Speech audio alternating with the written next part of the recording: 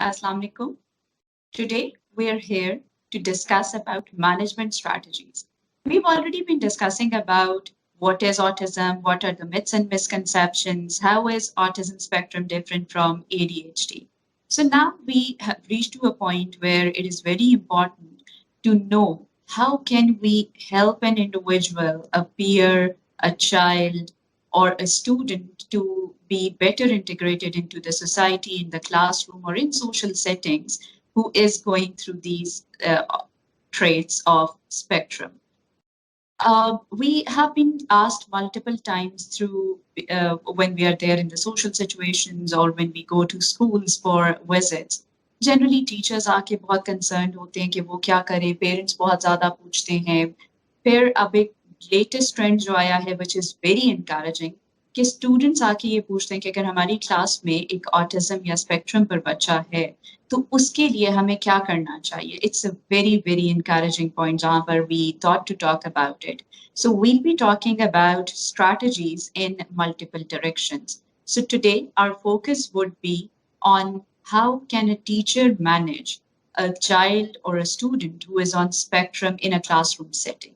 What are do's and don'ts which will help the autistic children perform better in the academic and the school setting?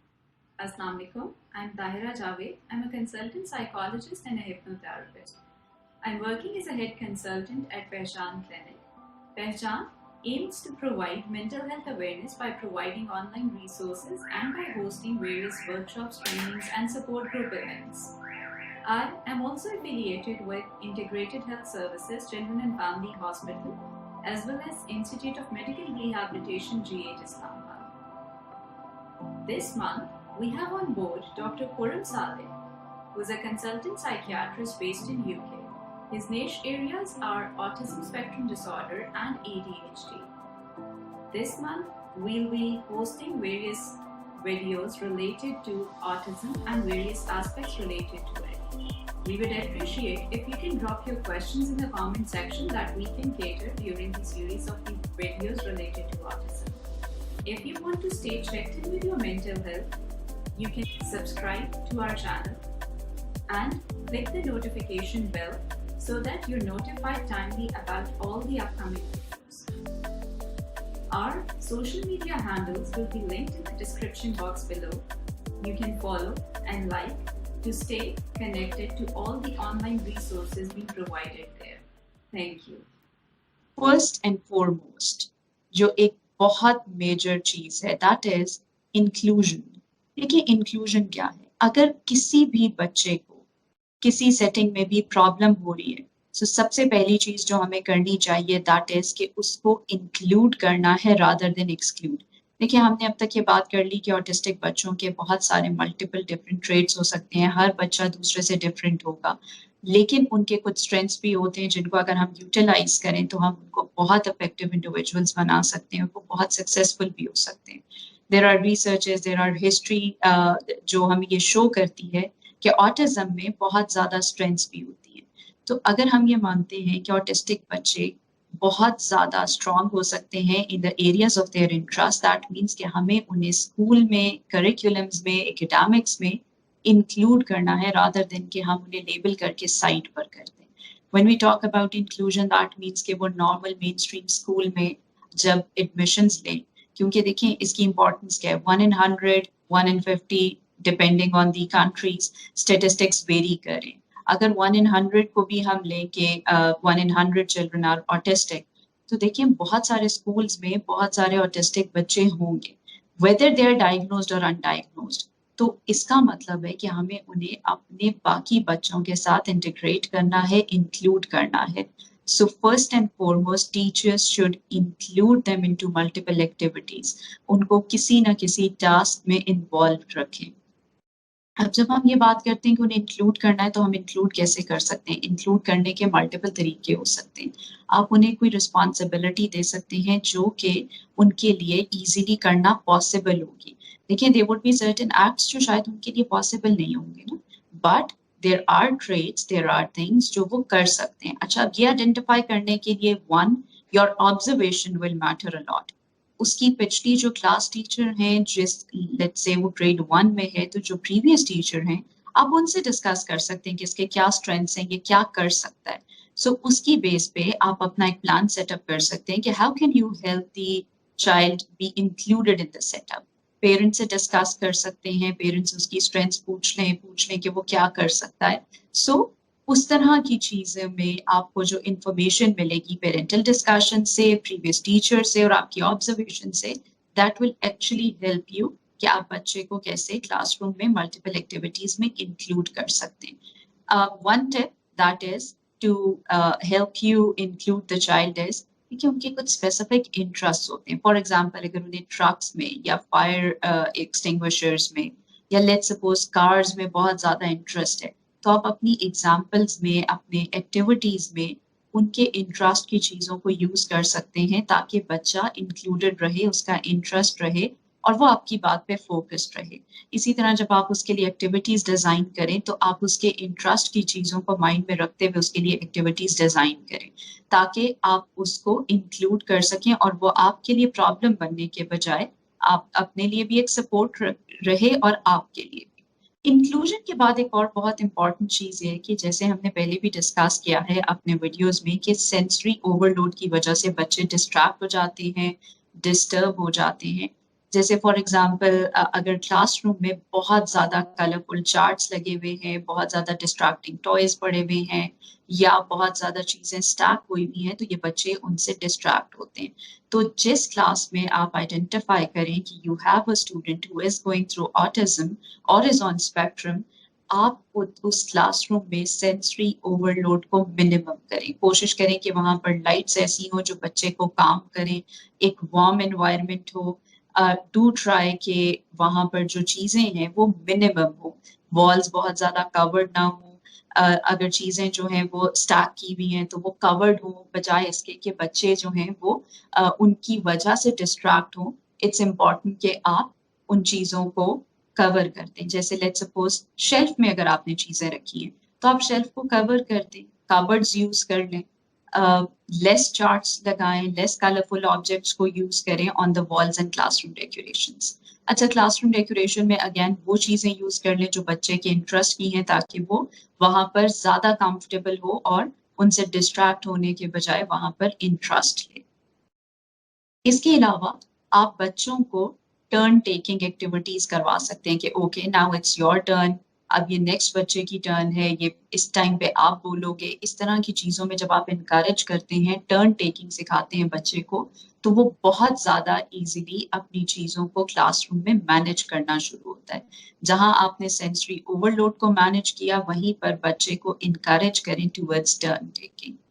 Turn taking के साथ ही एक और चीज जो important आती है दैट इज पॉजिटिव रीइंफोर्समेंट। हम लोग जनरली कहते हैं कि नेगेटिव रीइंफोर्समेंट या पनिशमेंट्स काम करते हैं, बट स्पेक्ट्रम में पॉजिटिव रीइंफोर्समेंट ज्यादा काम करती है।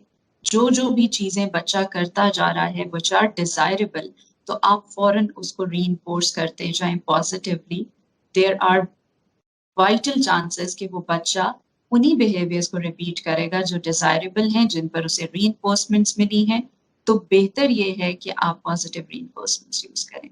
अदर देन पॉजिटिव रीइंफोर्समेंट्स, आपकी जो डायरेक्शंस हैं, where you're delivering a theoretical lecture or you're explaining an activity, बहुत concrete, बहुत direct होने चाहिए। उसमें फिगरेटिव लैंग्वेज या बहुत कॉम्प्लेक्स स्टेटमेंट्स नहीं होने चाहिए, बहुत क्लियर, क्योंकि ये ब्लैक एंड व्हाइट समझते हैं, बहुत क्लियर बातें समझते हैं। आप अगर सार्केज्म यूज करेंगे या आप जो है वो एब्स्ट्रैक्ट बात करेंगे तो इनको समझ नहीं आती है। सो इट इज इम्पॉर्टेंट कि आपकी जो लैंग्वेज है बीइंग टीचर बहुत क्लियर, बहुत ही लाइक स्ट्रेट वर्ड्स में होनी चाहिए। जो आप चाहते हैं क्लियरली उस बच्चे को एक्सप्लेन करें, शॉर्टर सेंटेंसेस में करें। और थोड़ा सा आपको शायद पेशेंस इस रिगार्ड में भी दिखानी पड़ेगी कि आपको एक इंस्ट्रक्शन 1 से 2 दफा 3 दफा शायद रिपीट करनी पड़ेगी depending on the nature of the child. क्योंकि आप जब इंस्ट्रक्शंस को रिपीट करेंगे तो उसको ज्यादा चांस मिलेगा कि वो आपकी बात को अंडरस्टैंड कर सके। और उससे रिपीट करवा लें, उससे पूछ लें कि वो क्या अंडरस्टैंड कर रहा है, सो दैट कि वो आपको भी क्लियर हो जाए कि उसने आपकी बात को समझ लिया। इफ नॉट तो आप उसे दोबारा एक्सप्लेन कर दें। जब आप उसको बहुत क्लियर वर्ड्स में एक्सप्लेन करते हैं, तो कम्युनिकेट करते-करते ही अगर आपको लगे कि सिर्फ वर्ड्स काम नहीं कर रहे, another thing that you can do is the visual images. आप विजुअल्स यूज़ करें। आप उसको क्लियरली एक्सप्लेन करने के लिए अब तो बहुत ईज़िली विजुअल्स अवेलेबल होते हैं, आप उनकी हेल्प ले सकते हैं। अगर लेट्स सपोज़ आप उसको हैंड वॉशिंग सिखाना चाह रहे हैं, so you can use different visuals कि एक बच्चा जो है वो उसने टैप ओपन किया है, सोप लगाया है, फिर उसने क्लीन किया है, रिंस किया है, फिर टैप ऑफ किया है, फिर उसने टॉवल से अपने हाथ जो हैं वो ड्राई किए हैं और वो आ गया है। सो स्टेप बाय स्टेप आप विजुअल्स के थ्रू उसको सिखा सकते हैं और प्लस जब आप उसको कोई भी चीज़ सिखा रहे हैं, तो उस हर एक-एक पॉइंट पर उसे पॉजिटिवली रीइंफोर्स करें और साथ-साथ विजुअल प्रॉम्प्ट्स को यूज़ करते जाएँगे तो बच्चा बहुत ईज़िली लर्न कर सकेगा। इसी तरह कोई और चीज़ अगर आप क्लासरूम बिहेवियर सिखाना चाह रहे हैं, तो you can use visuals to actually teach the classroom rules.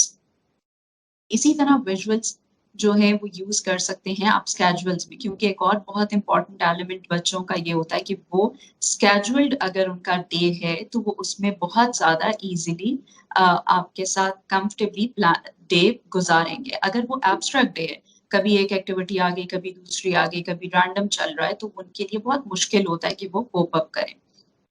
So it is important कि आप उनका डे प्लान करें, उनको बताएँ पहले से कि फर्स्ट ये करना है, फिर ये करना है, फिर ये करना है। अब आप उनका डे शेड्यूल कैसे कर सकते हैं? आपका एक मॉर्निंग टाइम होता है, जिसमें लेट्स सपोज़ अगर असेंबली है या वैसे मॉर्निंग प्रेयर्स वगैरह हो रही है, आपने बच्चे को वो पहले से बताया, उसके विजुअल्स दिखा दिए कि वो कैसे होगा। उसके बाद अगर उनका कोई और सर्कल टाइम है, तो उसके लिए आपने उसको पहले से प्रिपेयर किया।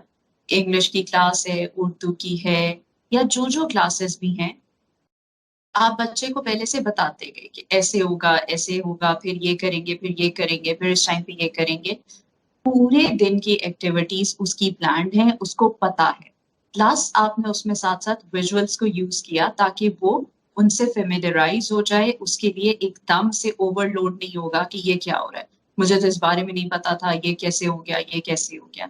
अच्छा, then there are certain activities जो एकदम से भी आ सकती हैं ना, उस केस में what you can do is कि आप बच्चे को आहिस्ता-आहिस्ता, जैसे क्लासरूम में, अब क्लासरूम चेंज करनी पड़ जाए, तो आप उसे पहले से बताना शुरू कर दें। 1 वीक पहले उसका माइंड मेकअप करें कि will go to a new class, उसको एक विज़िट करवा दें, थोड़ी देर के लिए वहाँ बैठा दें, ताकि वो उस नई एनवायरनमेंट से फ़ैमिलियराइज़ हो जाए। अच्छा, अगर बहुत ही सडन कोई एक्टिविटी आ जाए, तो भी आप 2-3 मिनट लेकर उसे पहले एक्सप्लेन करें एंड देन डू ट्राई कि आप उसको वहाँ पर कम्फर्ट करें। कोई ना कोई चीज़ उसको ऐसी बताएँ या उसको उससे फ़ैमिलियर कोई इमेज उस वक़्त भी 2-3 मिनट में दिखा दें, ताकि वो उनके साथ कंफर्टेबल हो जाए, राइट? सो इस तरह से वो बच्चे डिस्ट्रैक्ट कम होते हैं, ज़्यादा फ़ोकस्ड होते हैं और अपने एकेडमिक्स पर ज़्यादा अच्छे तरीके से फ़ोकस कर पाते हैं। अच्छा, जब आपने विजुअल्स का यूज़ किया, आपने उनको पॉज़िटिव रीइन्फोर्स किया, आपने स्केजुअल्स बना दिए, आपने उनके इंटरेस्ट को किया, इसी तरह अब उनकी सोशल स्किल पे काम करना है। सोशल स्किल पे आप कैसे काम कर सकते हैं कि आप उन्हें पेयर एक्टिविटीज़ में कर दें, ताकि वो बच्चा पहले एक बच्चे के साथ अपने आप को कंफर्टेबल कर ले। फिर उस बच्चे के साथ करें जो कि ज़्यादा एम्पैथेटिक हो, जो ज़्यादा अंडरस्टैंडिंग हो, उस बच्चे को थोड़ा-सा पहले से एक्सप्लेन कर दें कि उसने इसको हेल्प आउट करना है। सो जब कोई भी पीयर एकेडमिकली स्पेक्ट्रम के बच्चों को हेल्प आउट कर रहा होता है, तो ये बहुत अच्छा एक इनके लिए पॉज़िटिव इम्पैक्ट होता है।